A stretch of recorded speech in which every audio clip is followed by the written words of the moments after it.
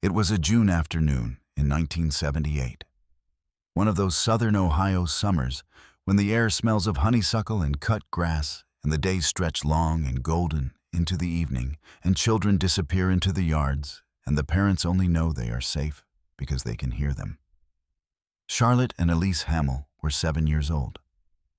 They were identical twins, the kind that exhausted strangers who met them because they dressed alike that summer in matching yellow shorts and white shirts, and had the same gap-toothed smile and the same habit of finishing each other's sentences.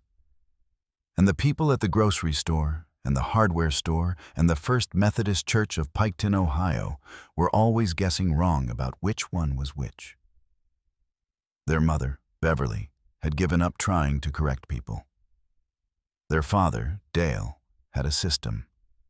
Charlotte had a small scar above her left eyebrow from a fall 2 summers before, and he found it within the first few seconds of looking, and that was how he always knew. On the afternoon of June 6, 1978, Charlotte and Elise were playing in the side yard of the family's house on Mill Creek Road in Pike County, Ohio, while Beverly was in the kitchen making supper. The radio was on. The window above the sink was open. She could hear them. She was pulling a casserole from the oven when she noticed she couldn't hear them anymore. She put the casserole on the counter. She went to the back door. The yard was empty. Both of them were gone. That is not a story about 2 children who wandered into the woods. That is a story about a man who came down Mill Creek Road that afternoon and made 2 choices in the space of a few minutes that would cost 2 families. 3, if you count the man himself. Because what he chose that afternoon cost him everything he had spent 45 years pretending to protect. And it would take 45 years, a line of summer thunderstorms moving through Pike County on a June night in 2023, and a drainage washout that exposed something on the bank of a dry creek bed behind a property that had changed hands 4 times since 1978. To finally bring the Hamill family the answer they had been carrying since the summer their daughters disappeared. But before we get to that creek bed, we have to go back to Mill Creek Road in June 1978. Because to understand what a storm exposed after 45 years, you first have to understand who Charlotte and Elise Hamill were, and what their mother Beverly spent 45 years doing with her hands while she waited. Piketon sits in Pike County in south-central Ohio in the Scioto River Valley, where the hills begin to flatten into the Appalachian foothills and the small towns are connected by state routes and county roads that wind through farmland and woodlots and the occasional stretch of river bottom where the fog comes in thick on autumn mornings. It is a county with a working-class character and a long agricultural memory. The kind of place where people know which families farmed which land for 3 generations back, and where the volunteer fire department holds an annual fundraiser fish fry that has been continuous since 1953. The Hamill family had been in Pike County for 18 years when Charlotte and Elise were born in November 1970. Dale Hamill managed a grain storage facility on Route 23 and coached Little League in the spring.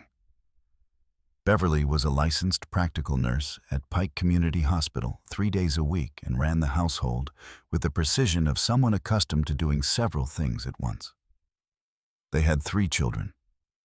Their oldest, Keith, who was 12 in June 1978, and the twins, who had been the family's center of gravity since the day they arrived and who had, in 7 years, thoroughly organized their parents' lives around themselves, without either parent wanting it any other way. Charlotte, the one Dale always found by the scar above her left eyebrow, was the louder of the 2. She had opinions about things that 7-year-olds rarely have opinions about. She had decided in the spring of 1978 that green beans were wrong and had been firm about this position in a way that Beverly alternated between finding maddening and finding funny. She collected ladybugs in a jar on the windowsill and gave them names. Elise was the quieter one, the watcher, The child who absorbed everything and said less, but whose observations, when they came, were precise enough that adults paid attention. She had taught herself to tie her shoes 3 months before Charlotte, and then had taught Charlotte, and neither of them had mentioned this to anyone. She kept a notebook of drawings, birds mostly, and the shapes of clouds above the creek bottom behind their school. They were inseparable in the way that only identical twins who began as one thing and became two can be inseparable. They shared a bedroom. They had an argument every afternoon and resolved it before dinner. They were, by the understanding of everyone on Mill Creek Road, a single entity that happened to have 2 bodies. The Hamill girls, always referred to in the plural, always expected together.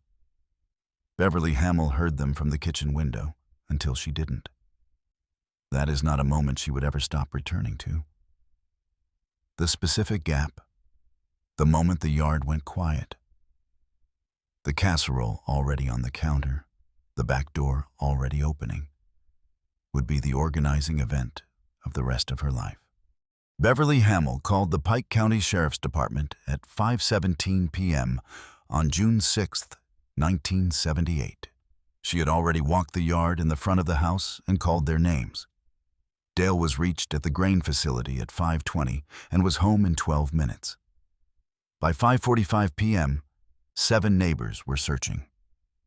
By 7 o'clock p.m., the search had expanded to the woodlot behind the adjacent property and the stretch of Mill Creek that ran along the back of the Hamill land. By 9 p.m., Pike County deputies had the roads in a 3-mile radius covered. By the following morning, the search involved the Ohio State Highway Patrol and over 100 volunteers organized through the Fire Auxiliary. They walked every field and creek bed and drainage ditch in the county. They walked them again. They found nothing. What investigators documented and filed. At approximately 4:45 p.m. on June 6th, a woman named Agnes Trimble, who lived a half-mile south on Mill Creek Road, had seen a pickup truck moving slowly northbound on the road. An older truck, she thought, dark-colored. She wasn't sure of the make, moving at a speed that struck her as unhurried but deliberate. She had not thought anything of it until the following morning, when she heard from a neighbor that the Hamill girls were missing. She called the sheriff's department that morning and gave her account.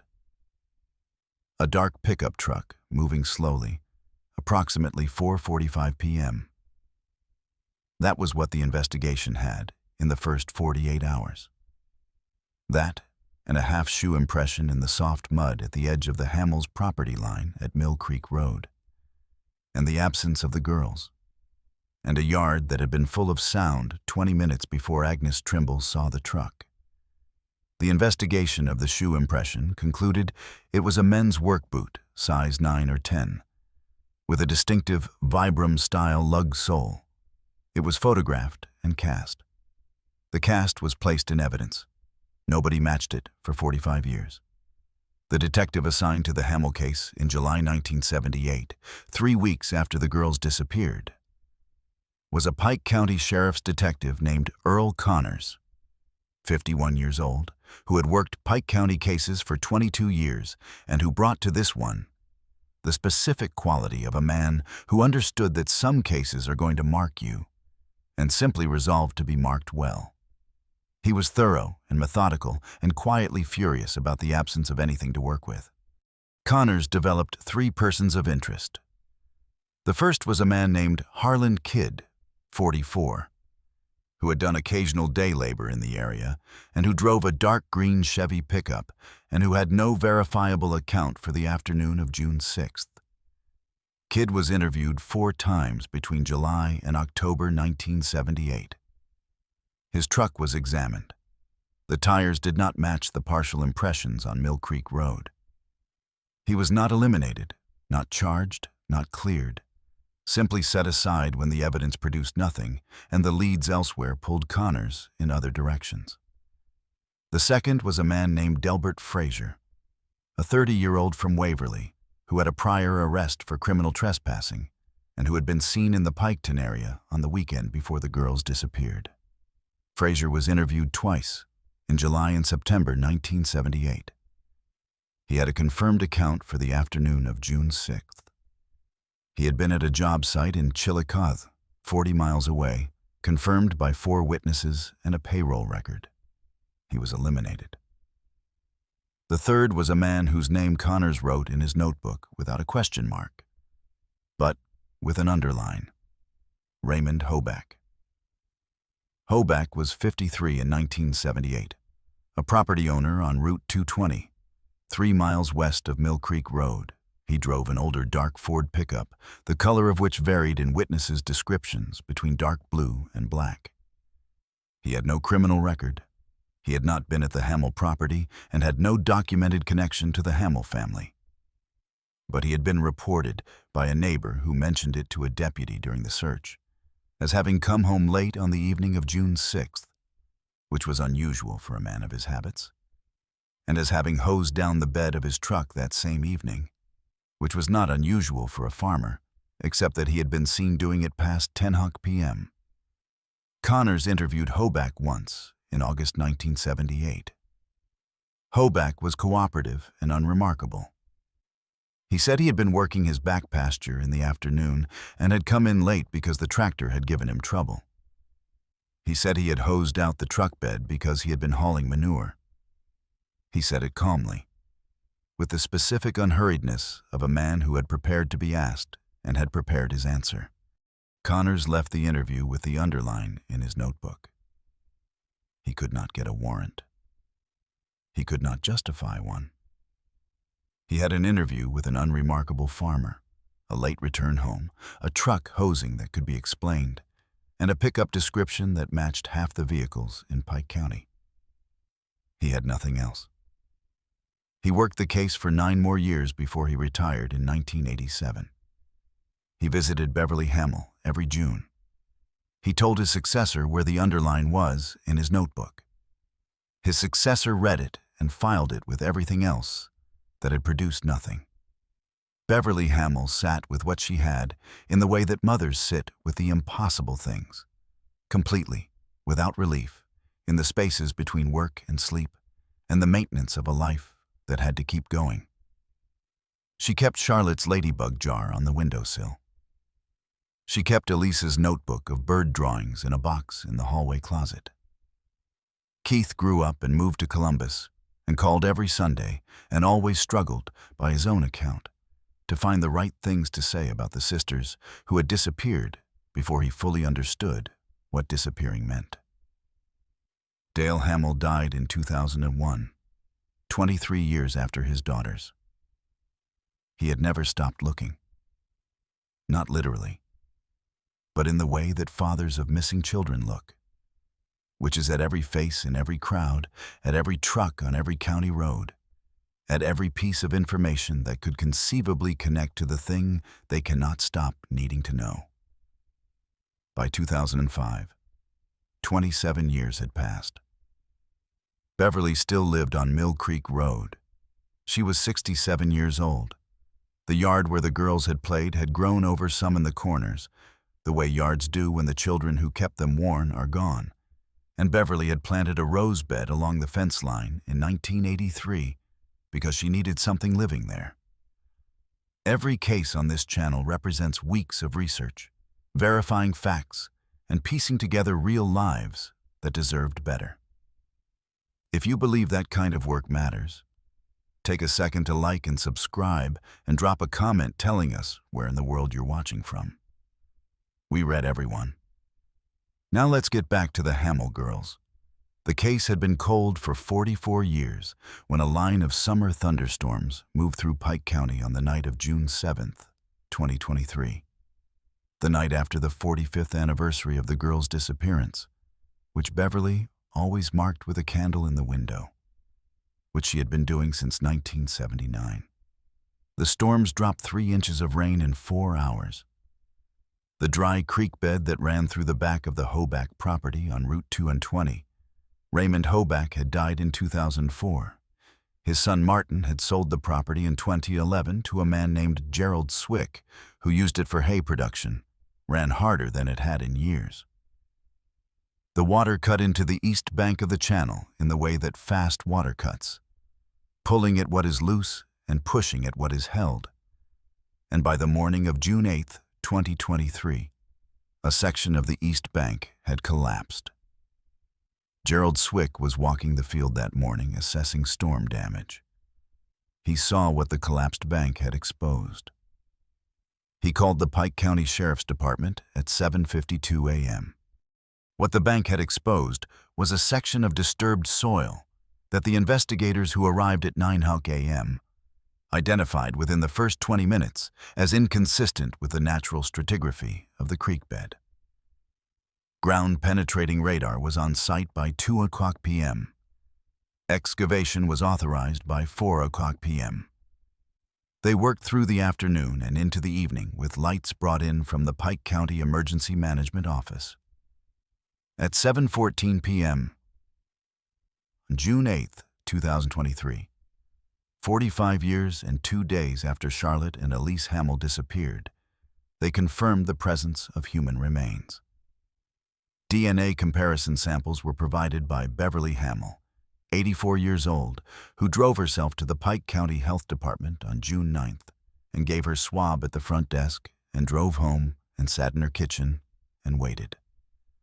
The identification was confirmed by the Ohio Bureau of Criminal Investigation on July 22, 2023. Charlotte Hamill, Elise Hamill.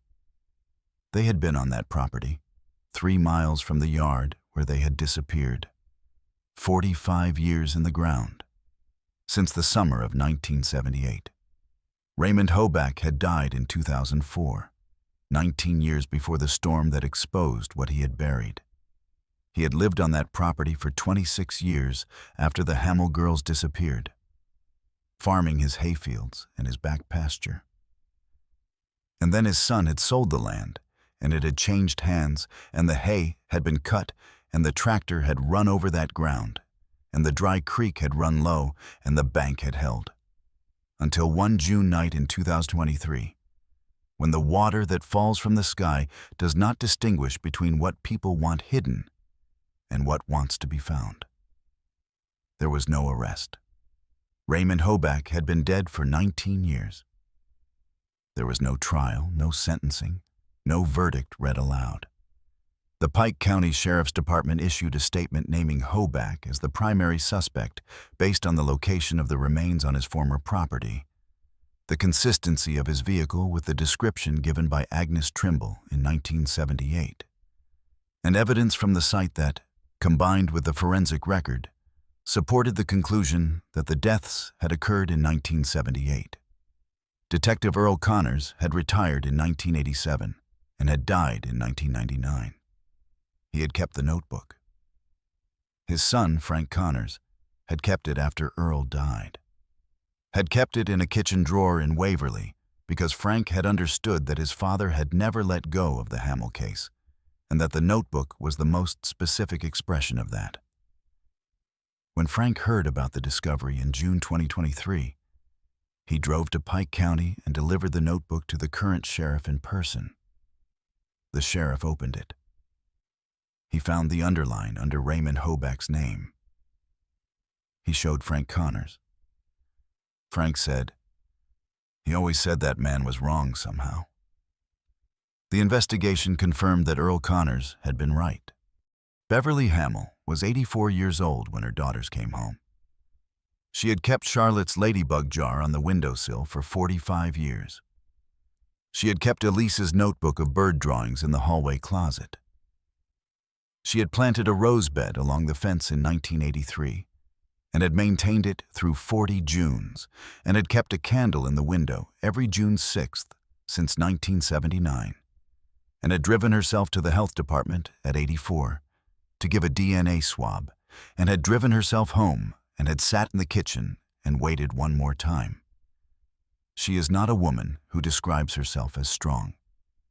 She has said, in the single interview she gave after the identification was confirmed, that she does not know what word to use for what she spent 45 years doing. She said it was simply what you do when there is nothing else to do. She said Charlotte had the scar above her left eyebrow from a fall 2 summers before they disappeared, and that Dale had been the one who could always find it in the first few seconds. She said she thought about that every day. She said she was glad they were found together, because they had never been apart. They were buried together on August 12, 2023, in the Pike County Memorial Cemetery, in a service attended by 304 people. Keith Hamill spoke.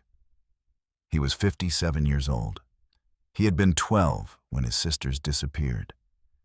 He said that he had spent 45 years trying to figure out what a 12-year-old boy is supposed to do when the 2 most important people in his world are gone, and that he had not figured it out, and that he was not sure anymore that figuring it out was the right goal.